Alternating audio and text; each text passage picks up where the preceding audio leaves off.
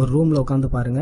எல்லாரோட சேர்ந்து உட்காந்து பார்க்கலாம். ஆனா ஒரு ரூம்ல உட்காந்து பாருங்க. இந்த வீடியோல ஒரு இமேஜ் பாக்குறீங்க. இந்த இமேஜ்ல பாத்தீங்கன்னா இந்த பொண்ணோட மூக்கு பக்கத்துல தமிழ்ல இந்த ஆயுத எழுத்து எழுதுறோம்ல அதே மாதிரி ஒரு 3 புள்ளிகள் இருக்கும். இந்த 3 புள்ளிகளை மட்டும் கவனிச்சு பாருங்க. இதுல இருந்து பயங்காட்டுற மாதிரியான எந்த இமேஜும் வராது. சோ நீங்க தாராளமா அந்த 3 புள்ளியை மட்டும் கவனமா பாருங்க. அடுத்து என்ன பண்ணணும்னு நான் சொல்றேன். ஒரு 10 செகண்ட்ஸ் அந்த 3 புள்ளியை மட்டும் கவனமா பாருங்க.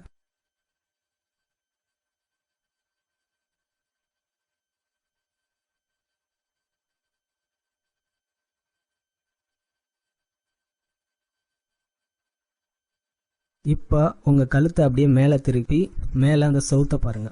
அதாவது உங்க ரூம்ல இருக்கக்கூடிய அந்த ரூஃப் கூரையை வந்து அப்படி பாருங்க.